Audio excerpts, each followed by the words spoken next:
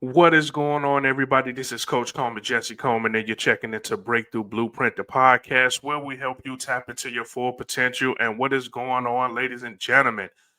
The past few episodes, I've been rocking it solo, been doing my own thing alone. And I think this one is something that's probably should have been in the first season. Like, it should have been like one of the first few episodes because, this is one of my homies. And I had to go back and I had to look.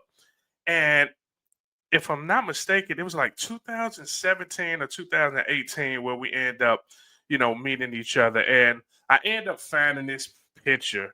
So for you all that's watching on YouTube, go to YouTube. If you're listening on, as you're riding to work, go to YouTube and check it out. But I just got to throw a picture of me and my dog. Like, this was from 2019, and we were in New Orleans for this. And the funny thing about it, I was telling everybody we were the real estate 50 Cent and Eminem.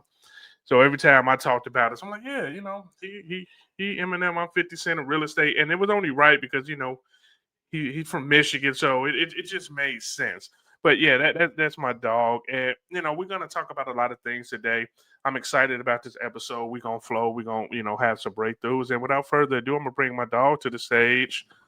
Coach Luke. Luke, what's going on, brother? What's up? Dude, I can't believe you found that picture, man. Holy cow, I forgot about that moment.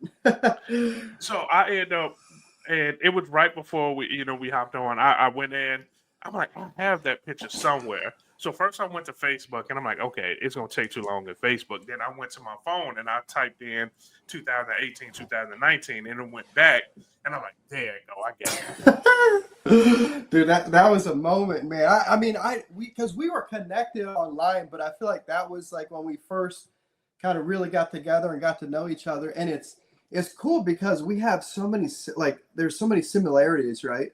There's a few differences, but there's a lot of similarities between your path and mine. Yeah. Yeah, and it was funny because one thing that I remember about that trip to New Orleans, it was me, you, and Krista, and we was on the roof in New Orleans, and it was like a warehouse, and we were on the, I wouldn't even call it a patio, but we were just outside on the roof, and there was a guy selling homemade sandwiches at like midnight or 1 a.m. I'm like, I'm not going to get a sandwich for you at 1 a.m. on the roof. Dude, that's as New Orleans as you can get. So funny. And like you said, we have a lot of similarities. And then, you being from, Michigan, I'm from Chicago. We were always close in proximity. And even now, I'm a big Michigan fan. And, Krista, your wife, she is a student at Michigan. So it's like everything just keep lining up to where we're just really connected with things. I can't wait to see you Saturday. Get to see Michigan versus Ohio State, the big game everyone's been talking about. It's going to be such a good time together and with 100,000+ of our friends. So, yeah, and again, so for you all that's listening, yeah, this is officially 8 week Michigan, Ohio State, and Ann Arbor in the big house. It is going to go down. All right. Mm-hmm. So let's just get into it. And again, like we've known each other for a while, and the same way you have seen me progress and you've seen me, grow. Likewise, I've seen the same with you. And I do want to get a little bit into the journey. Even before we even get into from you being in the military, but like, what were some of the things that kind of molded you, as you were younger and things to where you're in this space now where you just love to pour into people and help other people? Yeah, see, I mean, I know a lot of people, they say, hey, I had a rough childhood. Dude, I grew up in the hood. I grew up in inner city in Pennsylvania, Harrisburg. And growing up there, it was a unique experience. My dad, he was in and out of prison. You go even further back. I grew up to a single mom. And father after father came into my life, abuse. I mean, my stepmother literally tried to kill me over 10 times when I was a child. So I kind of had this childhood where I constantly had to build like some type of resilience to just make it through. But it was awesome for a little bit because I was able to learn how to turn things off. I was able to have, feelings. I was able to learn how to turn feelings off. I know we're jumping in this real quick, but like it started in childhood, man. I was so good. I had learned two feelings, good or bad, and nothing in between, no different or nothing. And it was awesome because it allowed me to get through some of the worst times of my life. My dad in and out of prison for drugs, family members abusing me. And then I got a little older, probably my mom ended up having 6 kids. I was the oldest. So I had to kind of become that father figure from a very early age. And you get to that point and it starts to mature you a little bit. It starts to mature you a little bit. Didn't mature me enough because I also got kicked out of high school. So I had a crazy childhood. Like thinking back, it's like where I'm at now. Like if you would tell people, I mean, if they're not friends with me on Facebook because they've been watching my path, they'd be like, I don't know how this dude did that. I mean, I had teachers betting against me. I had family members betting against me, and I had different people in my classroom betting against me. And so that's a funny thing because that's another similarity that I just realized we have. Because hell, I was kicked out of high school too. I was kicked out of high school. I want to say it was almost a month before graduation. Like it was that close where I ended up getting kicked out of high school. So it's crazy how we have that similarity, right? Dude, I got kicked out in 9th grade. I didn't make it but a couple weeks. So, but I ended up going to an all boys 6-person school, and I didn't learn any education. My education pretty much stopped in 9th grade. So it was like hanging out, playing games. So again, this is something I've been paying for as I'm older and like, more wise. I think back like, man, why did I do that? Like, because over the last couple of years, I've been playing catch up. So if any youth out there, man, it's not worth it. School is awesome. It sucked then, and I'm sure maybe you had the same experience. I hated it, but school is awesome, man. The stuff, it's like that foundational level, and I just wish I played around less and really kind of leaned into that. Yeah, I think about that sometimes. Of damn, and I will say this, and I'm pretty sure you will echo the same sentiment. Of I I love the position I'm in now, where I'm currently at now, and it's like okay, don't want to have that what if, but it was that thinking of okay, what possibly could have been different if I decided to be, more in tune with school and showed up a different way. Again, things happen for a reason, and I'm pretty sure we both can say this. Where position we're in now, we're cool at it, but sometimes you think like, okay, Yeah, what the situation looked like if I would have shown up a different way in school. for sure. Yeah, and to say this though, and this may piss some people off, but there are some people that were on top of their stuff in school. They were getting A's. They were doing all that amazing things. And look at them now, like, well, Hmm.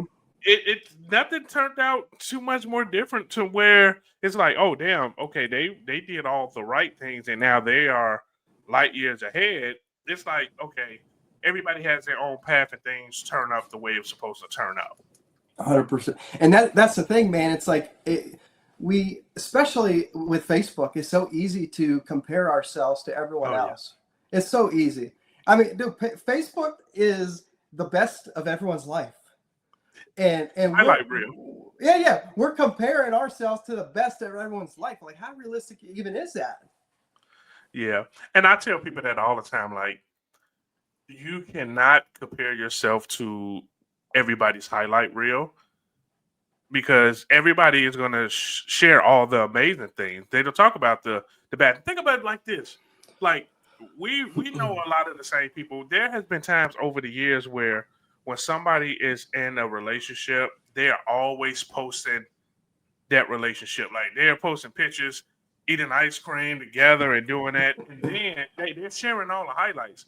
Then when all those pictures get deleted and people start asking like, hey, everything okay? They're like, stay out of my business. I don't want you to know about my business. Like, well, you were posting the highlight reels. Like, I feel like Yeah. I'm a part of your relationship, like all the stuff you post, but now things that go right, you don't want to talk about that. And I think that's one of the the issues where everybody wants to be in a position where they just looked at as they're great, and I'm the total opposite. Like, I want you to know all my fails. Like, I want you to know my failures more than my wins, because I want you to be able to see that anybody can get through things, and that, hey, everything is not going to be sunshine and roses. Like, you're going to have to go through some hard times to be able to get to where you want to get to. Dude, I can't even say more to that. I agree with that totally. So let's. I want to go back a little bit, and you talked about you mentioned something where you learned to turn your feelings kind of like on and off, right? Have you found that that can also be good, but also could have been a situation where it kind of hindered you a little bit? And the reason I asked that, because I could just think about me, how I'm kind of the same way, and I know there are some situations with me where, like, damn, maybe I shouldn't have been too quick to just snap it off. Yeah, I mean, it was survival back then, right? So Yeah. it was, that was the best thing I could have done. And then you become an adult. And when you become an adult, you got to have a little bit more empathy for other people. And then you become, let's say you become an adult, you become a spouse.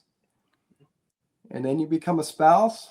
Well, what's the one thing they want? They want someone that can understand them. They want someone that can understand their feelings. And it's not easy to understand feelings when you don't know how to have them, or you've just pushed them away for so long. So early on in marriage, yeah, it wasn't the easiest because, again, I was so black and white.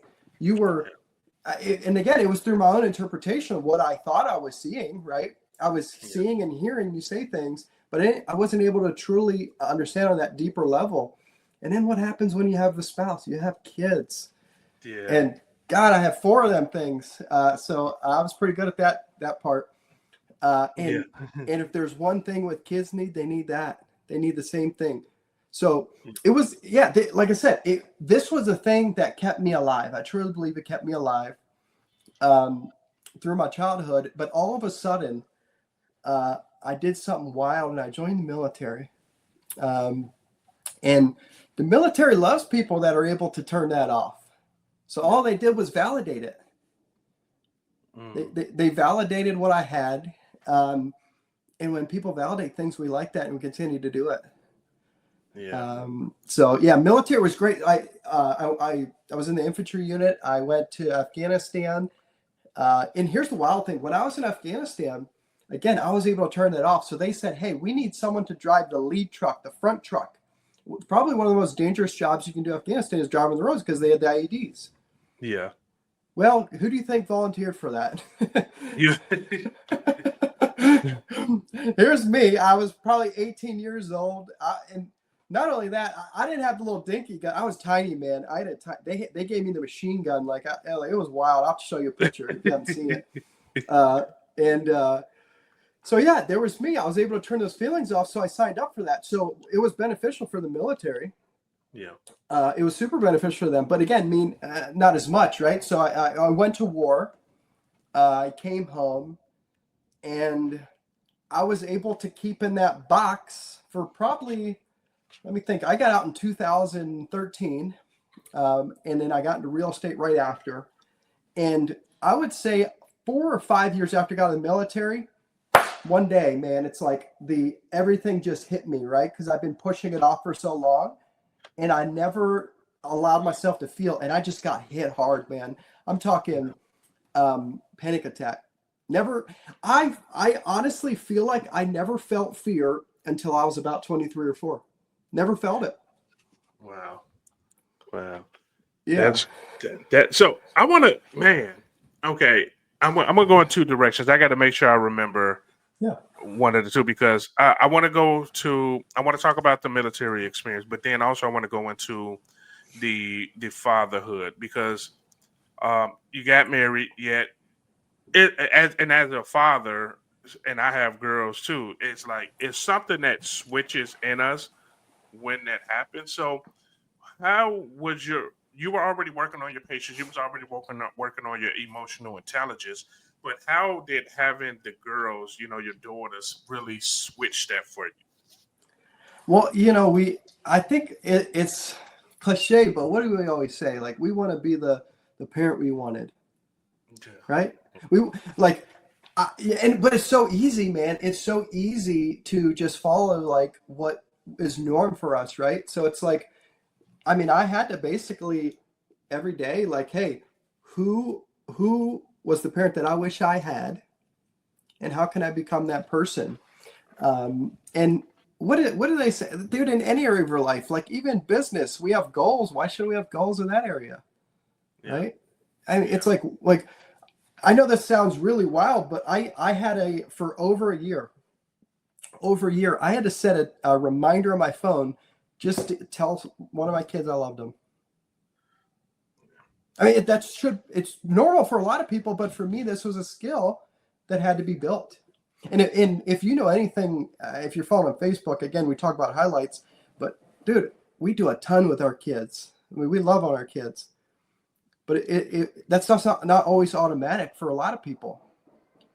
Yeah, and it's one of those things where you had to rewire your thinking. And we're going to talk a little bit about, like you are a coach and what you do to help people rewire. Like, but you had to do that for yourself, where you had to rewire a lot of your thinking. And for you all that's listening and watching, I want you to really think about that. Like, your past experience, your past trauma, your upbringing, your environment, all these things have wired you a certain way.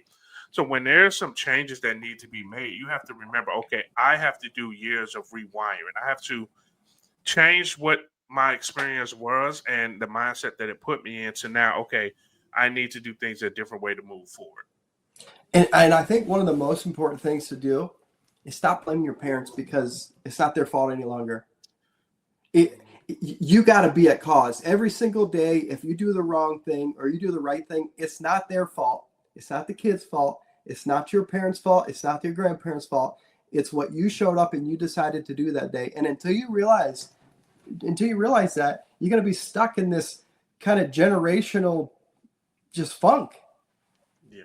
It's one of those things too where damn it, I forget exactly what it was called, but I talked to my coach about this.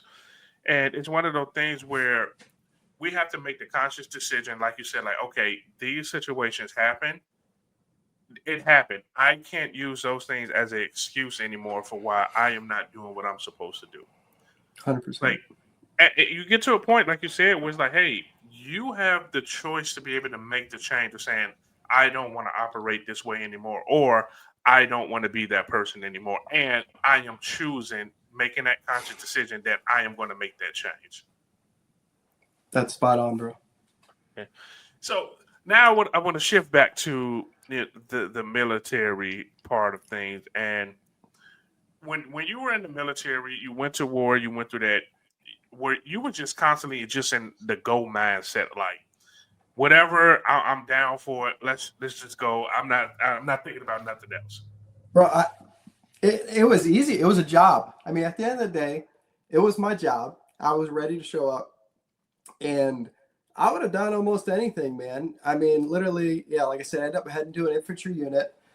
I drove the mine rollers. I don't know if you ever seen them. Like I mean, literally, the idea of the mine rollers, it's front of your vehicle. Its job is to blow up so it doesn't affect your vehicle. It takes the blast away. So all I did all day long, I did convoy security. I drove, and it's funny, actually, when I joined the military, I was supposed to do something way less calm, but they ended up needing an individual, and I was the person that said I would do it, man. I was fearless. Yeah, he was like, I'm down for whatever. Let's fucking go. It's wild, man. It's funny. So like when I left the military, I was trying to apply for a job for bomb squad, but my wife's like, nah, you're not doing that. so I ended up getting in real estate. I mean, what's the most dangerous thing? Putting a sign in? I mean, you could hit yourself with a hammer. Well, so yeah, we're bringing that up. What was that transition like from you, from being from that mindset of like, I'm down for whatever. I know this is the job. If it go off, then we get to it. To, oh, let me go hang a sign in the yard and talk to people about paint color and shit like that. Bro, here's the thing about real estate. One, A lot of people know this. I actually signed up for the course like 3 times and never finished it. Right, I was in that mindset, that the high school mindset. So it took me a year to actually finalize it. But once I got it, I remember going into the broker's office. I literally I just got licensed, and I'm like, well, like, are you gonna tell me where to go? Like, how does this work? And they're like, no, this is a business. You basically are on your own. So I literally, this sounds wild to this day. I put an entire, I literally, I didn't even have, I didn't have money. I didn't have money. So I pulled up the the phone book. I know this sounds wild. It is aging me a little bit, but I pulled out the phone book and I went to like the B's and I started calling phone numbers just from the phone book. Nobody told me what to do, and then ended up doing like a deal or two. I think I made like $6,000 in my first 6 months from the phone book. And someone's like, "Hey, they got dialers for that?" And I said, "What?" So I finally had a couple $100 put together, and I put an entire town in a dial. And dude, I was the first one in the office. I was the last one in the office. It like the dedication I learned in the military, whatever it takes, and in the next 6 months, I made over 6 figures, which was like, it was crazy for me. I mean, we're talking 2013. I come from the military, dude. I mean, I know we work hard, but I don't think they paid me more than like 40 to 45 grand for the work I was doing. And I made over $100,000 in 6 months just calling people. You know what's wild about that? So I've talked to a few other people, that are veterans, and they say the same thing. It was like that discipline and structure that I learned in the military. I was able to take that same thing and implement it into business. And like you said, I was in the office at this time. I was out the office at time. During the time I was in the office, it was work time. It was go time. Where it was just like that commitment and structure was already built in from that experience to where it was nothing when it was time to transition to real estate.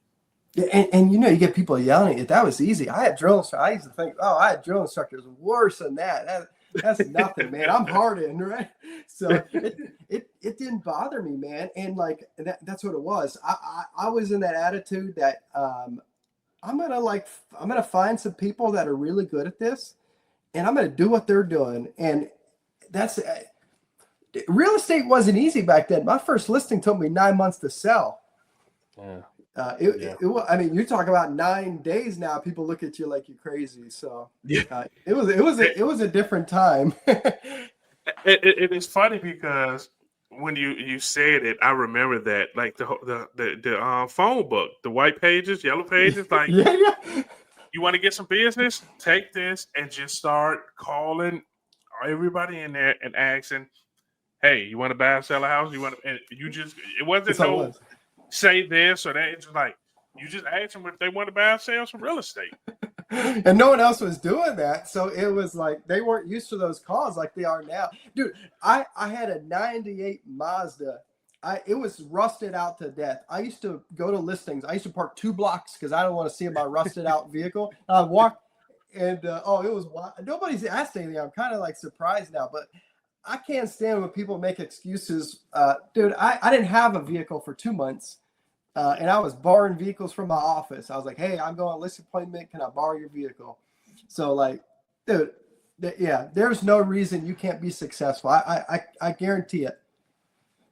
It's one of those things too where you can talk for people that wouldn't know your story and what you've been through, and you can talk about that. Let's just say you had a conversation with people and you didn't share the back end of your story. You just shared, "Hey, when I got out of the military, I got into real estate," and you're telling them, "Hey, here are some steps that you can take," and they'll throw it back like, "Well, you don't understand what I've been through," and you like, bruh, you can't tell me if I can do this, you can't fucking do this. Dude, have you ever heard of Barbara Corcoran? She's from Shark Tank. Yeah. So luckily, back in the day, lenders used to be able to help you a little more before some of the regulations. And Barbara Corcoran came to Grand Rapids, and my wife and I got to be with about 10 people and have like a private meeting and picture with her. And she said this one thing and it stuck with me. I've literally, this must have been 12 years ago. She said, you got to set the perception and run like hell to make it reality. She said, I don't know how many times I would have just like, I'd be telling the newspaper one thing. It's not even real yet. She's like, but then I made it real because I set the perception and I ran like hell to make it reality. And I literally heard that 12 years ago. I don't know many quotes that like I know in here. And that's one I run with daily is I'm going to tell everyone everything, the best possible thing. And then I have no choice but to make it reality. I really don't. And that's that thing of, in the ecosystem that, we are both a part of, where it's like, what you focus on expand, right? Yeah.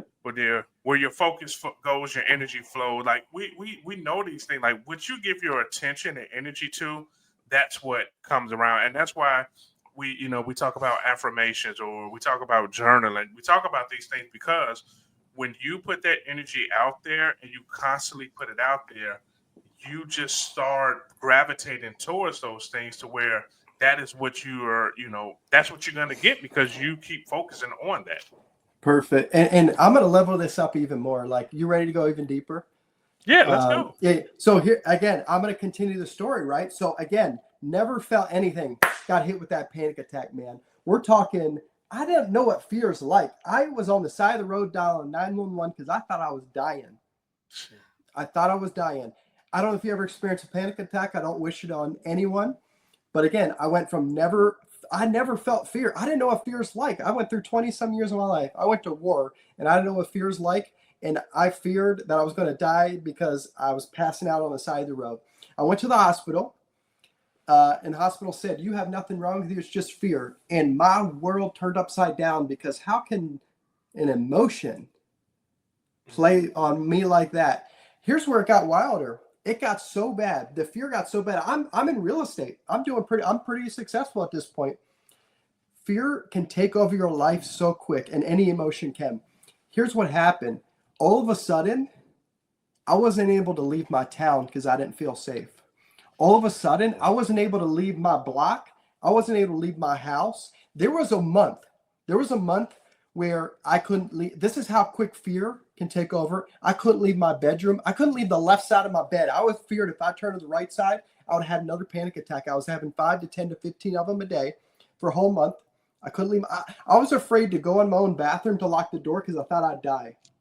And I had a real estate team.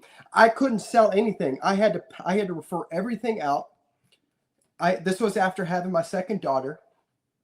And all of a sudden, that's where how many times do we go from not having emotions or not having something and life just shows it like, hey, this is the time to deal with it. I wasn't ready for it, but life thought I was ready. It was the worst time of my life at that moment because I had to wake up. It's a year of this. A lot of people don't know this. I don't think I've ever shared this before. My wife got in the business, right?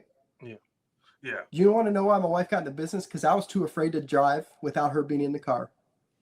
I couldn't leave my house without her being in the car. She ended up being super successful. Like, I'm so proud of her.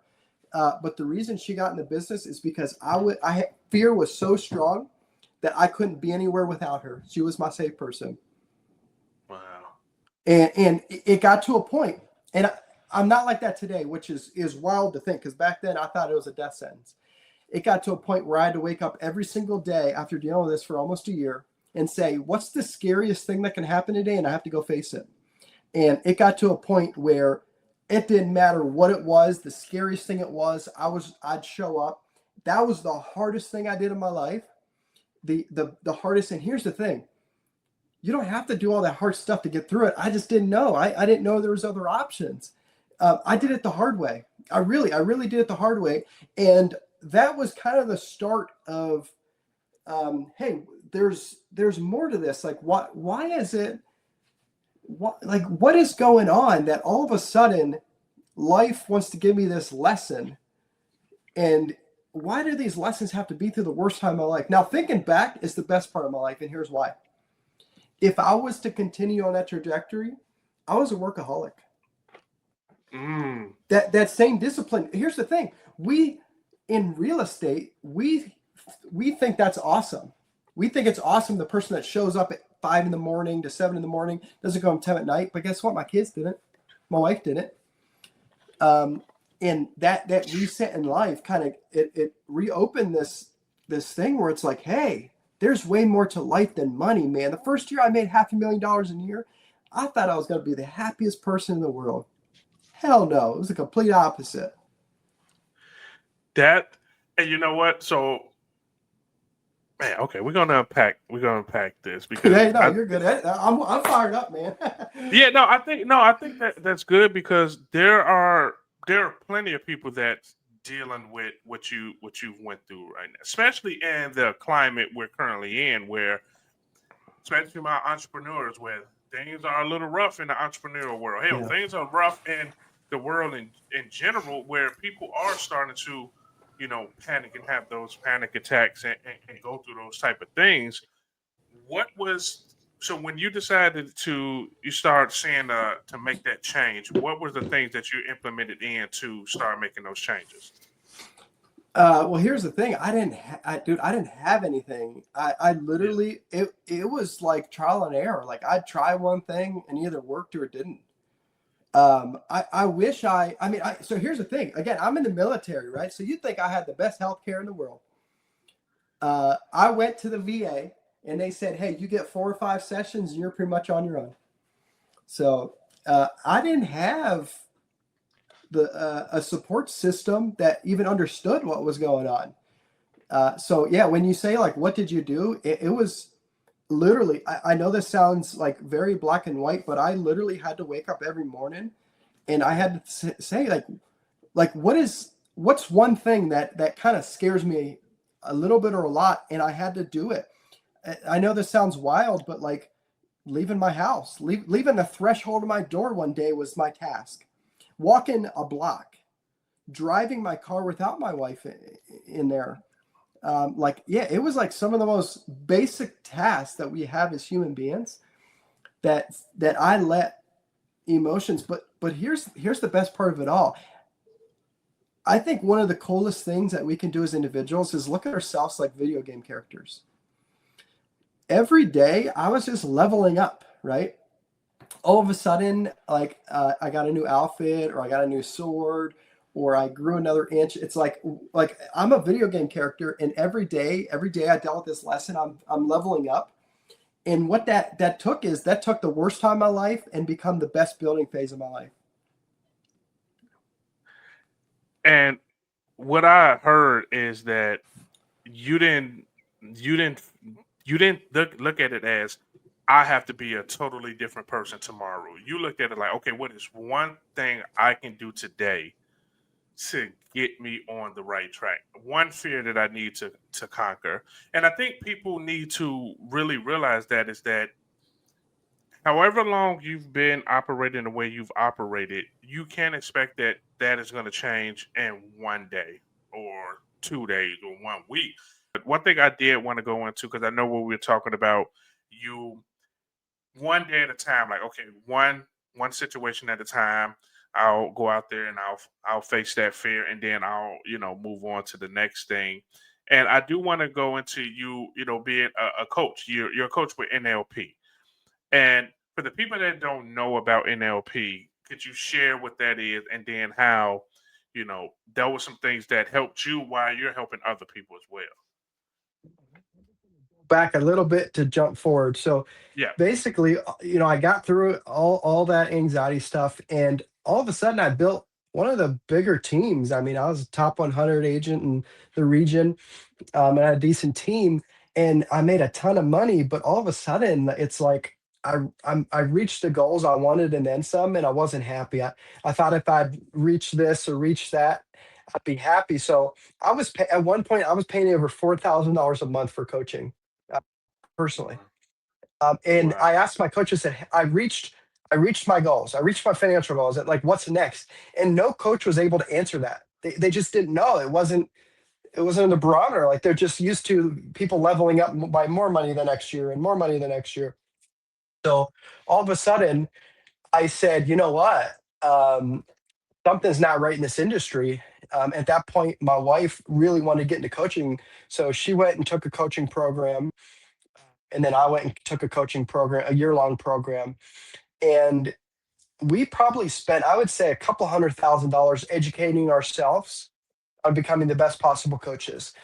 NLP is a portion of what we do. Like we've added a bunch of modalities, but NLP is one of the drivers, and here's why. Um, NLP, what I love about NLP, let me ask you this.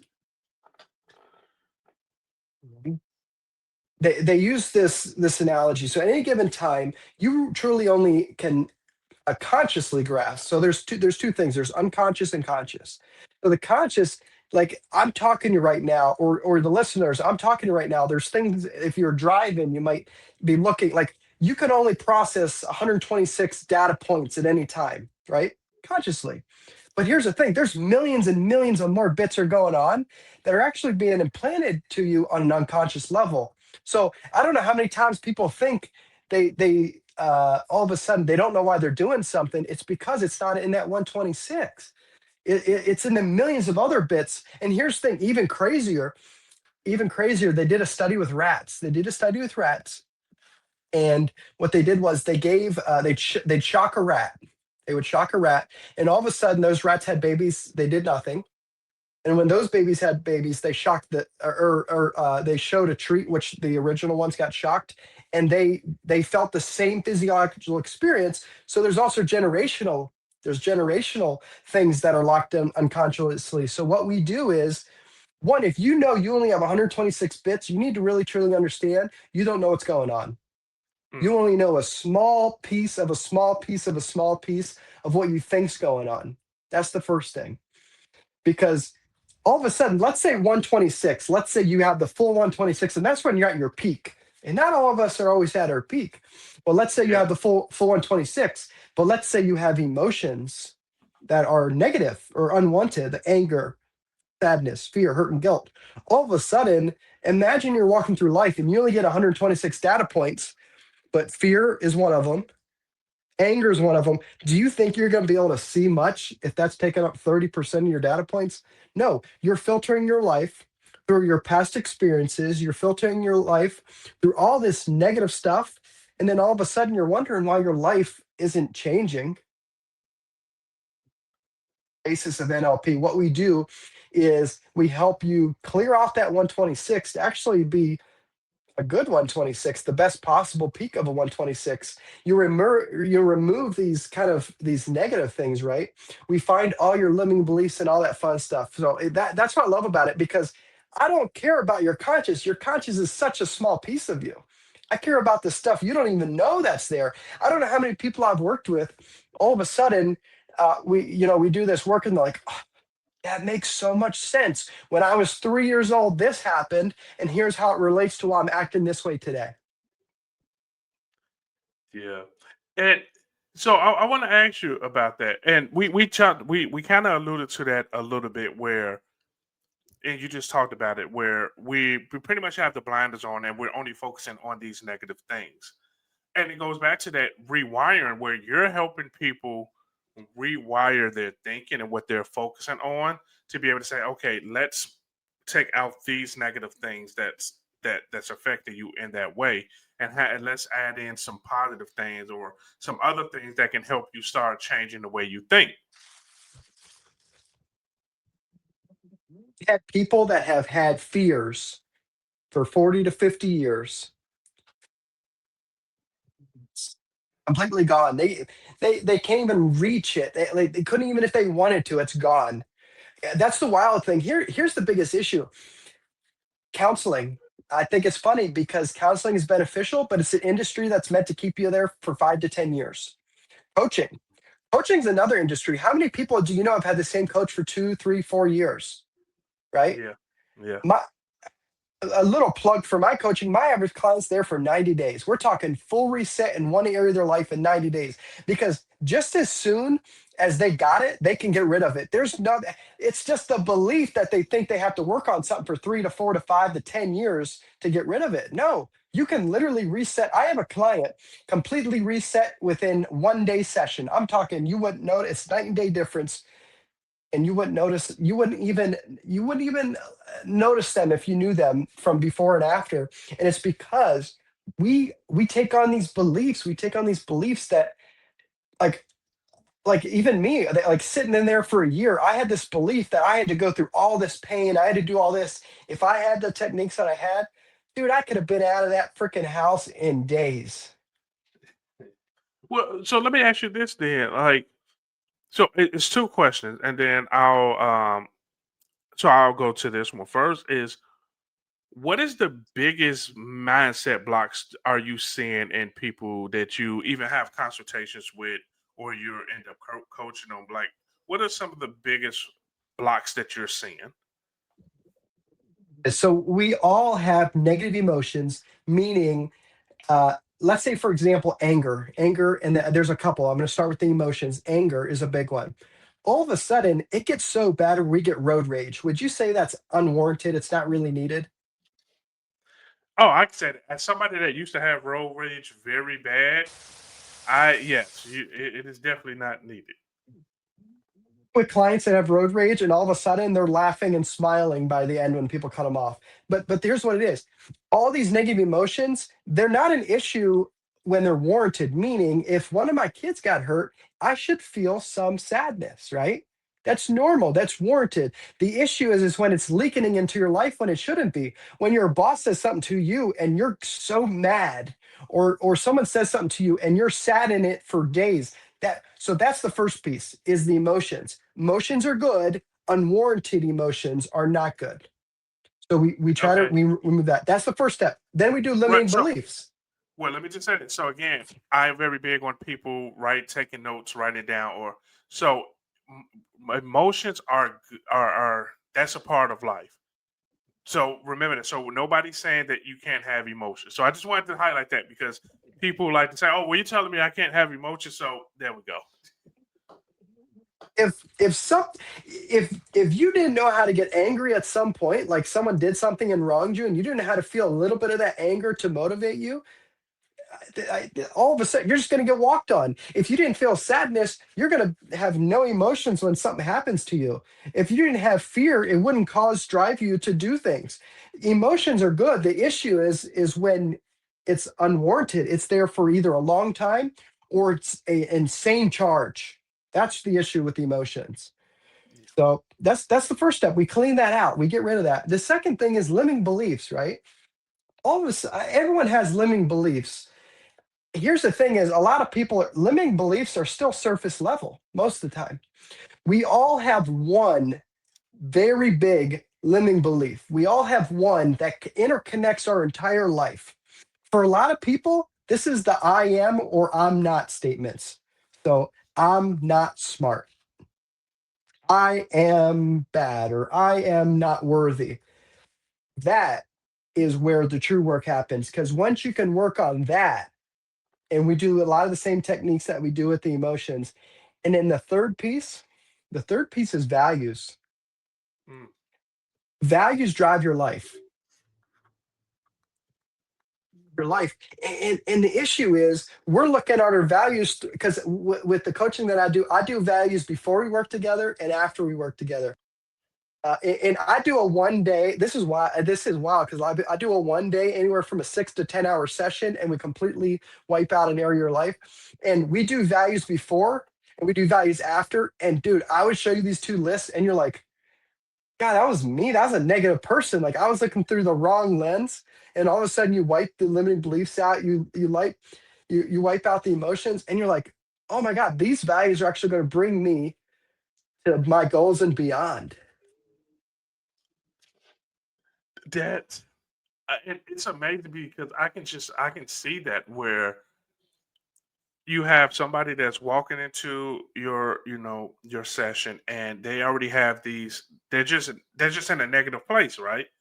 And then when you go through the exercise you go through when you're working with them through breakthroughs, that their values and things would totally be different. I can really I can see that where I come in, somebody cut me off in traffic, so I'm already pissed off about that. I cursed them out all the way to the venue. We go through our exercise. You help me realize, like, different things of emotions, limited beliefs, and my values, right?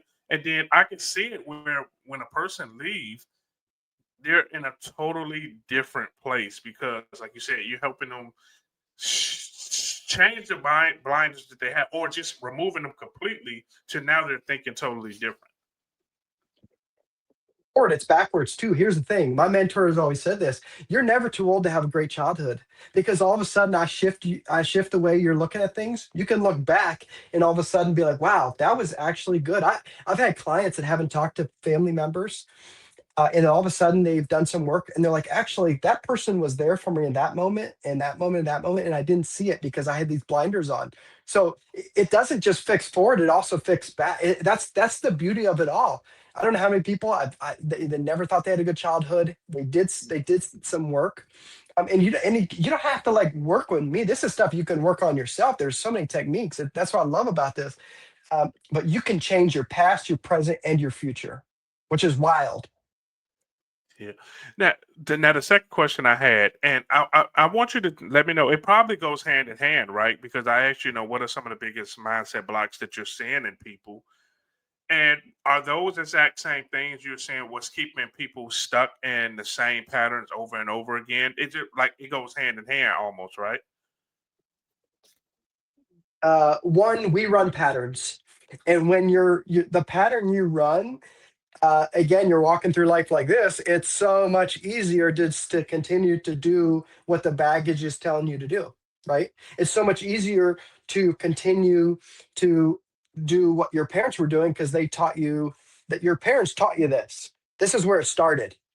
Yeah. Your parents taught you that it's at some point in your life. Here's what it is. At some point in your life, someone for the first time told you what they labeled the negative emotion for you, because at some point you didn't know what it was. You you didn't know what fear was, but all of a sudden you got a little fearful. And here's the thing: fear and excitement feels the same way, but all of a sudden your parents said, "Oh, poor Susan, that is fear. You have fear. That's scary." Right? And it Yes. happened for every emotion. You didn't know what it was for the first time until someone labeled it. And so I want to that had actually segued me into this next thing because when I read, of course, I know you, but I always like to read a little bit more before I'm actually talking to people. And one of the things you said is, you want to help people craft their dreams, right? So how can how are we helping people, or how is that shift from reacting to life to creating our life? Because a lot of times we know people are more reactive than proactive. And like, what do you think that shift does to for somebody to say, "Hey, we're going to stop reacting to life. We're going to stop, like you said, stop, being upset, being emotional about things, and we're just going to create the life that we want." Things. The first thing, what do they say? You got to admit that you got a problem, because it and the The way you do biggest that, thing. right? But even go back to the beginning of the call. What's one of the things I said? It's that cause and effect. You have to understand that everything that is happening in your life and it happened in your life, you're at cause. Now people are going to say, "Well, this happened to me, that happened to me." I understand. I understand that happened to you. But there are things that, like extreme examples, right? I have had people that had some very bad things happen to them, and all of a sudden, they've thought very bad things outward. Well, all of a sudden, that was their choice to think that, right? To do that second half, right? So you have to be at cause. You have to be at cause. That's one of the first things. The second thing is you have to do something to really clean that up. And one of the best ways that I feel is to work with someone that is trained in NLP, because that's what most NLP people, master practitioners at least, study. And those people have invested. We're talking at least 25 grand, if not more, to get to that level. Here's the other thing: is goal setting. Goal setting. Everyone talks about smart goals. I love smart goals. I use smart goals, but there's so much more to it. How many people do you think, and how do I want to say this, in this industry, right? We have this be do have. You've probably heard of that, right? Yeah, yeah, Be do have. In this industry, it's very easy for me to say, here's what you need to do to have this much money. right? Mhm. If you make 20 calls, you'll make 100 grand a day, or vice versa, 20 calls, 100 grand in a year. Well, you skip the B. B's the most important. Who is it? And this is why I'm in coaching, and I think this is why you're in coaching based on what we talked about.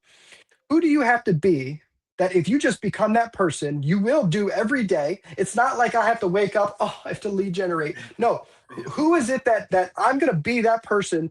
There's nothing that can stop me from doing what I want to do, and I will have what I want to have.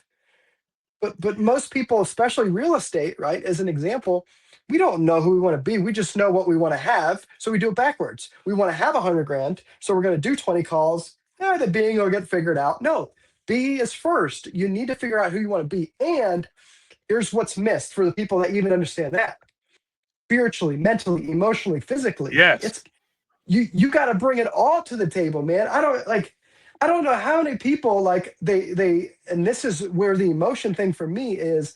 I knew the physical and I knew the mental. I didn't know spiritual that well, and I definitely didn't know emotional. I cut all that off. So no wonder I was reaching some of my goals, but it I got burnt out. If you don't do spiritual, mentally, emotionally, physically, you could do very well, but you will burn out one day, and that's what happened. And that's what happens to a lot of people, man. And I'm glad you said that. Like, here's a few things we're gonna unpack on that. The B do have. You have to show up in a certain version of yourself, the best version of yourself. We said it that way. The best version of yourself to be able to do the things that you need to do to have the things you want to have. You have to. You are spot on with that. That too many people do it backwards. To have this, you need to do this, and we don't need to talk about who you need to become or tapping into that person you already are. You're there because you just need to figure out how to break it out of you to do the things you need to do to have the things you want to have.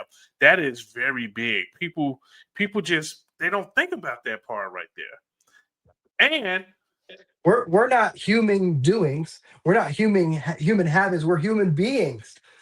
yeah, and then the second part of that too is another thing. We are a you are a full package. You're a human, so you have emotions, you have feelings, you have thoughts, you're spiritual. Like all of these things play a part, and so many times people just focus on the like you said, the business. I gotta do this to do this. I gotta make six figures. I gotta do that. And it's like, are you taking care of your health? And when we talk about health, we're talking about your physical, and we're talking about your mental, and we're talking about your emotional and your spiritual. Like it's all of those things are play a part in each other, and you can't have the puzzle together if you leave one of the two of those pieces out. An analogy we use, it's like a chair. It's four spokes. If one of those spokes are off, that chair is falling over. Yeah, yeah. If it might not fall over, but you're balancing to keep that sucker up. That is a big thing, bro. Like there's so many people that do not think about that, and you will have conversations with people and they're talking about, okay, I want to do this, I want to do that. Okay, perfect. And then you ask, okay, so how much rest are you getting? Are you working out? Why is that important? Well, that is very important because you need to make sure you're physically in the right spot, because there's going to be some days where you do have to push the limit to where you're going to have long days of working because hey, you have deadlines to meet, and you just need to be in the right place mentally and physically and emotionally and spiritually to be able to have the things you want to have.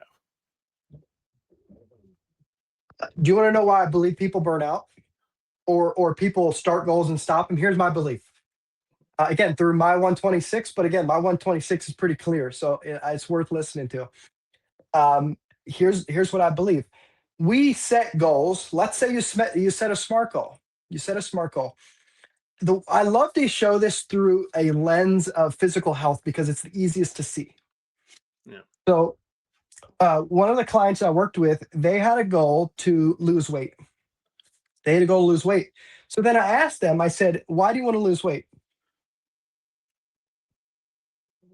Towards goals and away from goals. Because if you want to lose weight because when you look in the mirror, you look at a fat ass, all of a sudden you're going to work hard. Don't get me wrong, but you're either going to get burnt out Or here's worse. One day you're going to look in the mirror and you're going to be like, damn, I look pretty good. Why would you continue? Yeah. Yeah. Finance. If your goal is to make $100,000 and it's because these people talk negative to me or I want to prove it to them, all of a sudden you're going to have $100,000 in your bank account. Why would you continue?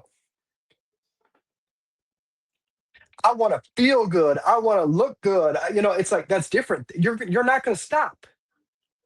Yeah.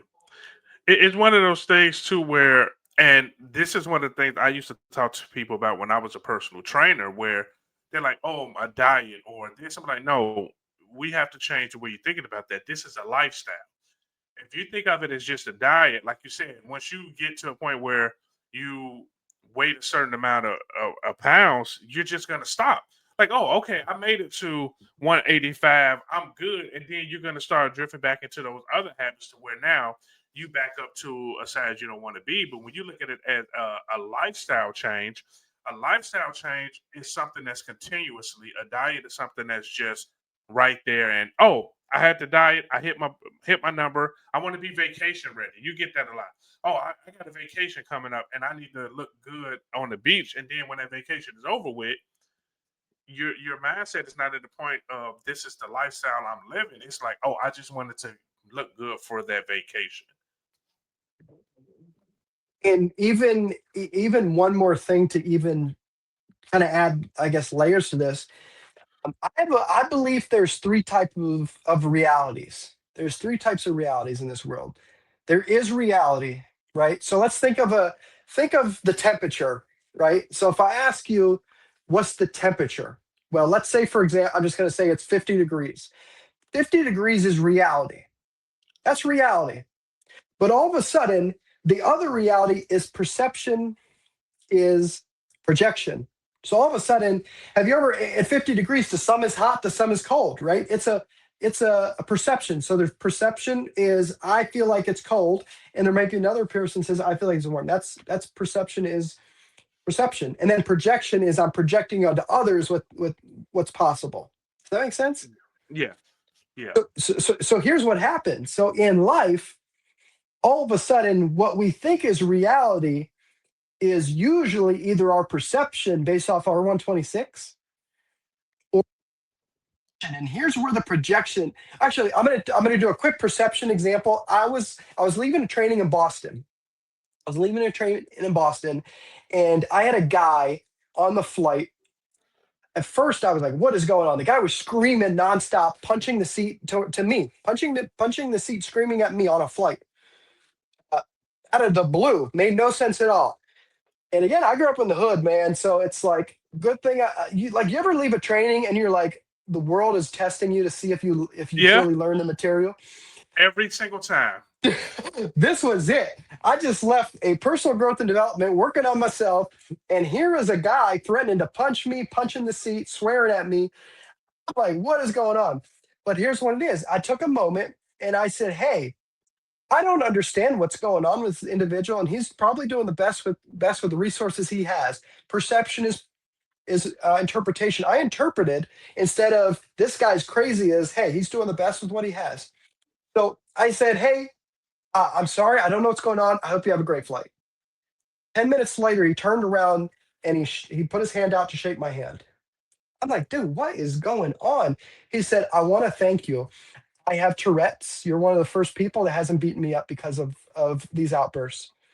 Mm. And that was a defining moment in my life where I was like, I truly don't understand what's going on in people's life, even to the extreme of someone threatening to hurt me. Perception is interpretation. It's what I'm interpreting. So if I can change the interpretation on what I'm seeing and understand, someone might be yelling at me, but they probably have so much more going on in them that it has nothing to do with me. I'm interpreting what I think. And out of my 126, I might be wrong. So ask more questions. That's one of the first things. And then I'm going to go to the third, which is perception projection. And what that means is, like, especially if you have family, this is really good, man. Family is there to fuck with you. Family is born to fuck with you. And perception projection means whatever you have going internally is going to project out there to other individuals. And it loves to attach to spouses, it loves to attach to bosses, it loves to attach to clients, and it loves to attach to kids. So what that means is you have to say, hey, if life is chaotic around me or the people are chaotic around me, what do I truly have to work on internally that if I clean this up, all of a sudden that's going to be better? I had a client, real estate team. So your real estate agents will love this. I had a client that had, like, I don't know if you've ever had a client, but this is very common, especially team. I've worked with 5 of Gary Taylor's top 100 teams with this coaching because they love it. Like it's just it's life changing. Once you work on yourself, the business it explodes. So what we did was they said, hey, my agents aren't making the calls they need to make. Right. In order to be a successful real estate team, someone has to make some calls, and his agents weren't making the calls that they promised. So I turned to him and I said, well, you're a believer in this perception is projection, right? I said, yes. I said, what call are you not making that if you were to make that call, your agent's going to make the best calls ever? And he looked at me, he said, fuck, I've been avoiding calling a parent for over a year. I kid you not. He made this call. He called me next week. He didn't even say anything. I said, I bet your agents are doing real well this week. He said, yep, they've been making calls like they've never been before. Because it's that perception is projection, dude. Everything that's going on in here, we're projecting out to the world. It's not them, it's us. The world, all the problems you see in the world it starts internally. It's just a projection of what's going on. So a few things. The first part is, like you said, it's not the situation, it is our perception of the situation. Again, and one of my old mentors had told me that about, and it's so funny because it was about the road rage thing where, I would be like, this motherfucker cut me off. I want to curse him out. And they're like, okay, that's fine. That's the emotion, right? Do you know the reason why? Like some people are just assholes. We know that. But do you know what was the reason why this person possibly cut you off? Were they rushing to the hospital because their child ended up getting, in a car accident, or they got the worst call ever about a spouse or a parent, or their house is on fire? Do you know the reason why this person is driving like that and they're cutting through traffic? Again, some people are assholes, yet some people really have stuff they need to get to, right? And then the second part with that was you're letting that affect you for your day. So you're holding on to that to now you're at the office and you're pissed off. You go home and you're pissed off. And to your point, what you just said, your energy is an energy that is pissed off that now the people that you're going around in different environments, they're feeling that and they're becoming irritated and pissed off because you're projecting that onto them.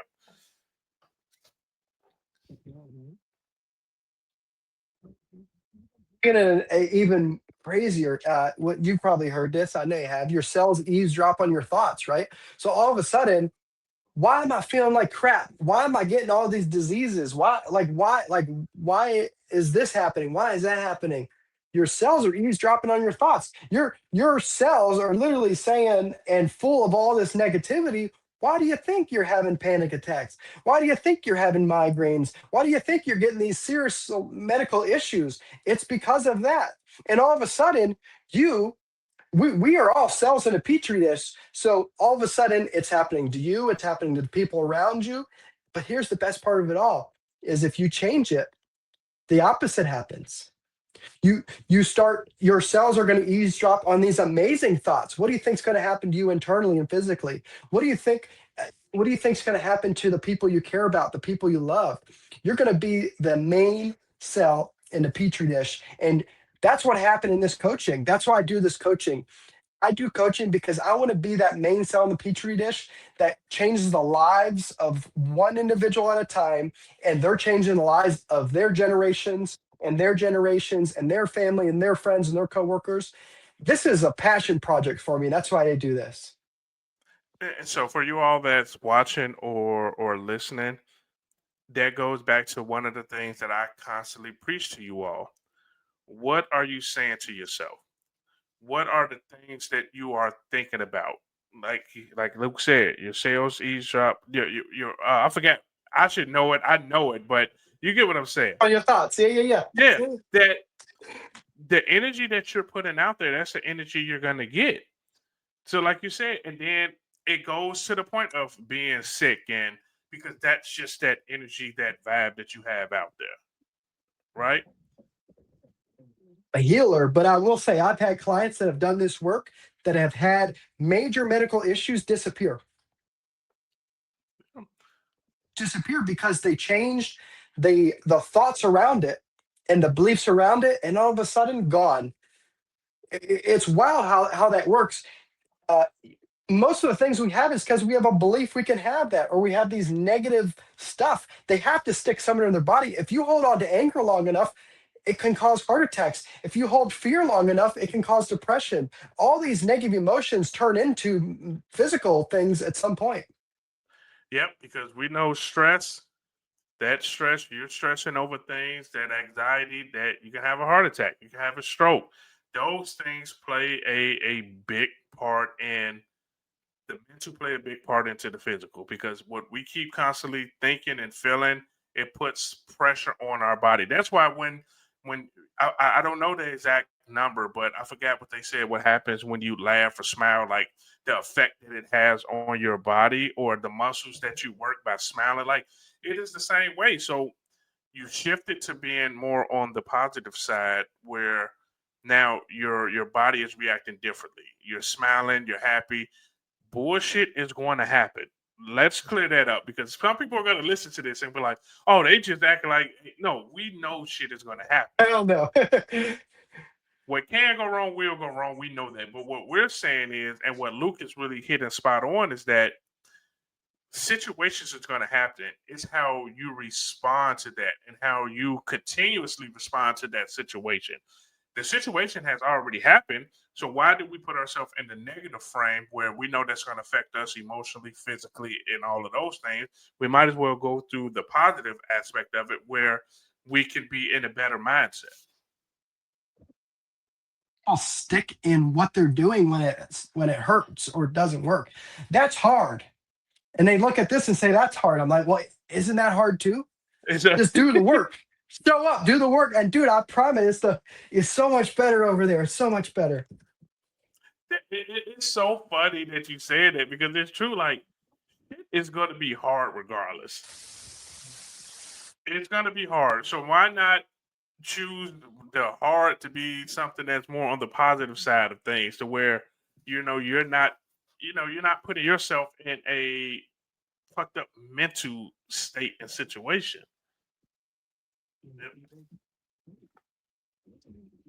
Fired up. Like this stuff excites me so much. And I just hope I hope people understand there's so many ways to go about doing all this.